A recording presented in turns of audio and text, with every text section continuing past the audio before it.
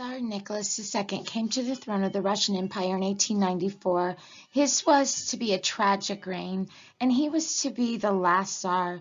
By the time he was murdered in 1918, Nicholas had abdicated, and the Russian Empire had collapsed, and a new revolutionary force, the Bolsheviks, had seized power. To understand the problems that were dominant in his reign, you first need to grasp the character of the Russia that he inherited. In 1894, Imperial Russia covered over 8 million square miles, an area equivalent to 2.5 times the size of the U.S. today. At its widest from west to east, it stretched 5,000 miles, and at its longest north to south, it measured 2,000 miles. It covered a large part of 2 continents. European Russia extended eastward from the borders of Poland to the Urals mountain range. Asiatic Russia extended eastward from the Urals to the Pacific Ocean. The greater part of the population, which between 1815 and 1914 quadrupled from 40 million to 165 million, was concentrated in European Russia. It was in that part of the empire that the major historical developments had occurred, and it was there that Russia's principal cities, Moscow and St. Petersburg, the capital, were situated. The sheer size of the Russian Empire tended to give an impression of great strength. This was misleading. The population contained a wide variety of people of different race, language, religion, and culture. Controlling such a variety of people over a vast territory had long been a major problem for the Russian governments. The people of the Russian Empire were governed by one person, the Tsar or emperor. Since 1613, the Russian Tsars had been members of the Romanov dynasty. By law and tradition, the Tsar was an absolute ruler. There were no restrictions on his power. The people owed him total obedience. This had been clearly expressed in the fundamental laws of the empire issued by Nicholas I in 1832. The Tsar's absolute rule was exercised through 3 official bodies: the Imperial Council, a group of honorary advisors directly responsible to the Tsar, the cabinet of ministers who ran the various government departments, and the Senate, who supervised the operation of the law. These bodies were much less powerful than their titles suggested.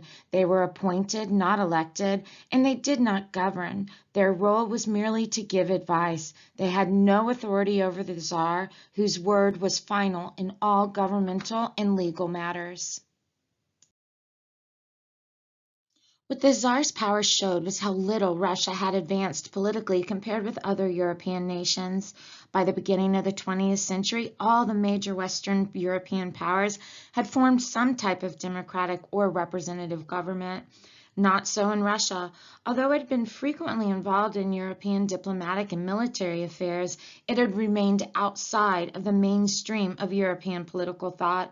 There had been reforming czars such as Peter I, Catherine II, or Catherine the Great, Alexander II even, who tried to modernize the country by such measures as rebuilding Moscow and St. Petersburg, improving the transport system, and making the army more efficient. But their achievements had been in practical areas. They had not included the extension of political rights. In Russia in 1889, it was still a criminal offense to oppose the Tsar or his government. There was no parliament, and although political parties had been formed, they had no legal right to exist. There had never been a free press in Imperial Russia. Government censorship was imposed on published books and journals. Such restrictions had not prevented liberal ideas from seeping into Russia, but it did mean that they could not be openly expressed.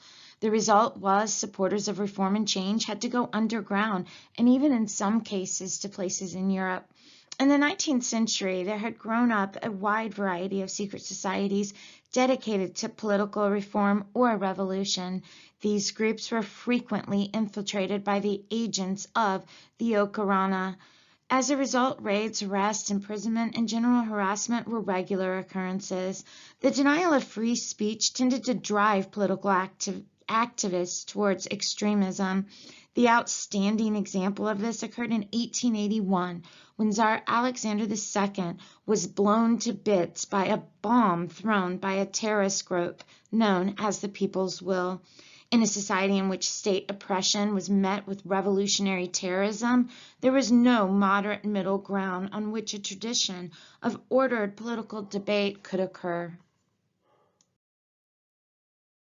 The Tsars were fully supported in their claims to absolute authority by one of the great pillars of the Russian system, the Orthodox Russian Church. This was a branch of Christianity that, since the 15th century, had been entirely independent of any outside authority such as the papacy. Its detachment from foreign influence had given it essentially a Russian character. The great beauty of its music and traditions had long been an outstanding expression of Russian culture. However, by the late 19th century, it had become deeply conservative, opposed to political change, and determined to preserve the Tsarist system in its reactionary form.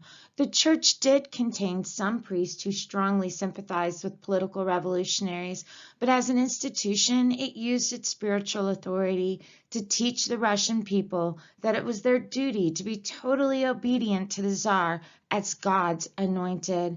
The Catechism of the Church included the statement that God commands us to love and obey from the inmost recesses of our heart every authority, and particularly the Tsar. The remarkable difference in the size between the urban professional and working classes and the rural peasants illustrates a critical feature of Imperial Russia, its slow economic development. The low numbers of urban workers was a sign that Russia had not achieved the major industrial growth that had taken place in the 19th century in such places as Germany, Britain, and the United States. This is not to say that Russia was entirely without industry. The Urals region produced considerable amounts of iron, and the chief western cities of Moscow and St. Petersburg had extensive textile factories. Most villagers had smelting works, which enabled them to produce iron goods, and most peasant homes engaged in some form of cottage industry, like producing wooden or flaxen or woolen goods to supplement their income from farming. However, these activities were all relatively small scale. The sheer size of Russia and its undeveloped transportation system had limited the chances for industrialization. A further restriction had been the absence of any effective banking system. Russia found it hard to raise capital on a large scale. It had not yet mastered the art of successful borrowing and investment, techniques to help explain why the expansion had been so rapid in Western countries. Russia's financial sluggishness had discouraged the rise of entrepreneurship. Russia's lack of industrialization was matched by its inefficient pattern of agriculture. Even though 4/5 of the population were peasants, a thriving agrarian economy had failed to develop. Indeed, the land in Russia was a source of national weakness rather than strength. Not all of the empire's vast acres were good farming country. Much of Russia lay too far north to enjoy a climate or soil suitable for growing crops or raising cattle. Arable farming was restricted mainly to the Black Earth region, the area of European Russia stretching from the Ukraine to Kazakhstan. The great number of peasants in the population added to the problem. There was simply not enough fertile land to go around. Under the terms of the Emancipation Decree of 1861, the ex-serfs were entitled to buy land, but they invariably found the price too high. This was caused both by a shortage of suitable farming territory and by the government's taxation of land sales, imposed in order to raise the revenue needed to compensate the landowners for the losses caused by emancipation. The only way the peasants could raise the money to buy land was by borrowing from a special fund provided by the government. As a result, those peasants who did manage to purchase property found themselves burdened by large mortgages that could take them and their families generations to repay. Among Russia's governing class, which was drawn from less than 1% of the population, there was a deeply ingrained prejudice against granting rights to the mass of the people. Over 80% of the population were peasants. They were predominantly illiterate and uneducated. Their sheer size as a social class and their coarse ways led to their being regarded with a mixture of fear and contempt by the governing elite, who believed that these dangerous, dark masses could be held in check only by severe repression. This was what Nicholas II's wife, the Empress Alexandra, meant by saying that Russia needed always to be under the whip. The existence in the second half of the 19th century of an uneducated peasantry, suspicious of change and living with large debts and in great poverty, pointed to the social, political, and economic backwardness of Imperial Russia. Various attempts to educate the peasants had been made in the past, but such efforts had been undermined by the fear among the ruling class that any improvement in the conditions of the dark masses might threaten its own privileges. It was commonplace for officials in Russia to speak of the safe ignorance of the population, implying that any attempt to raise the educational standards of the masses would prove highly dangerous, socially and politically.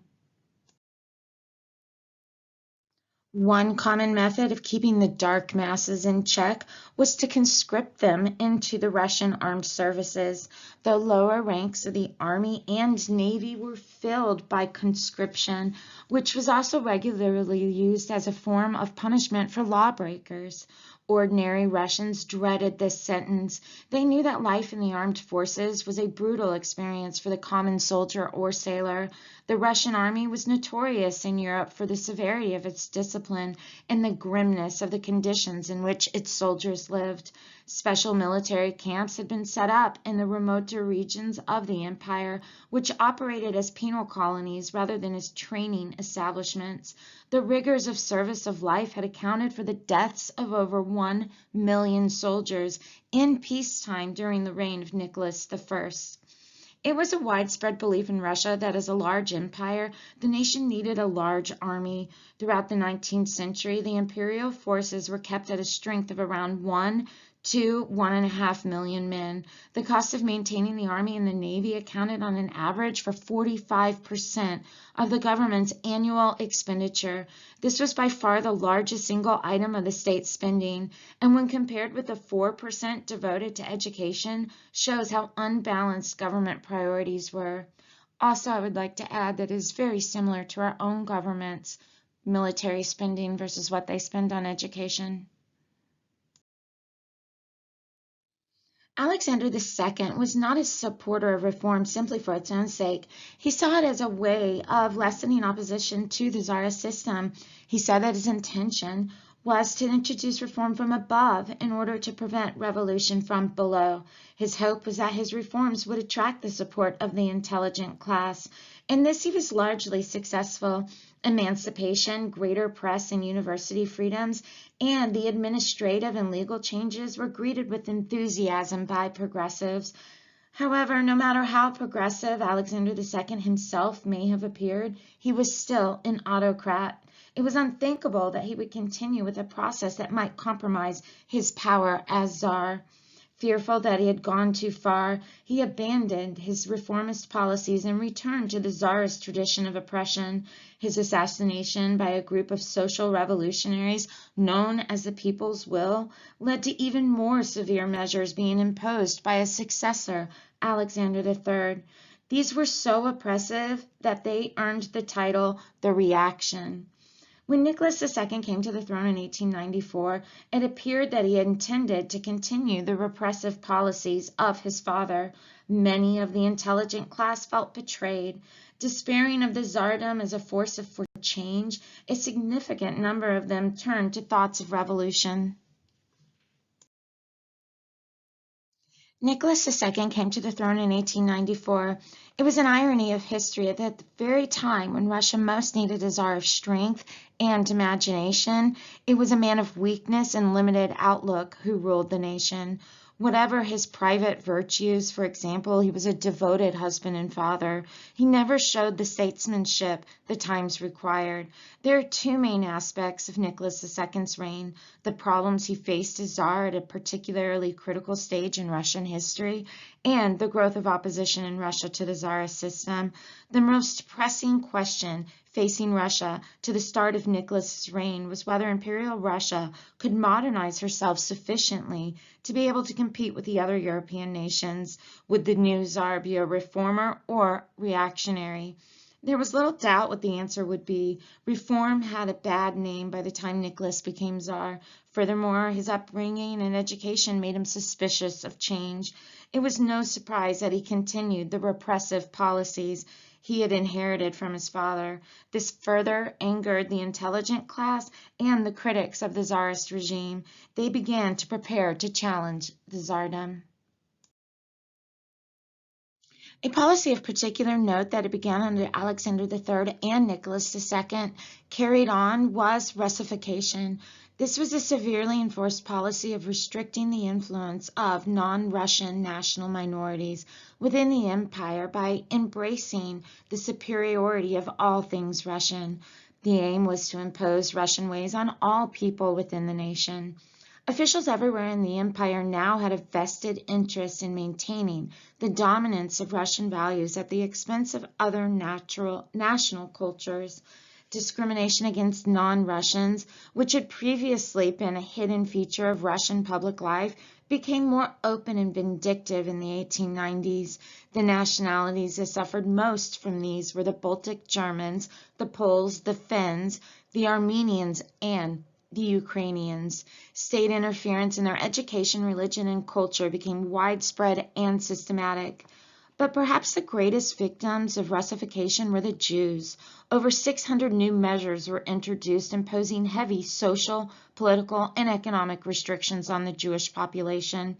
Since the majority of Jews lived in discrete districts or ghettos, they were easily identifiable scapegoats who could be blamed for Russia's difficulties.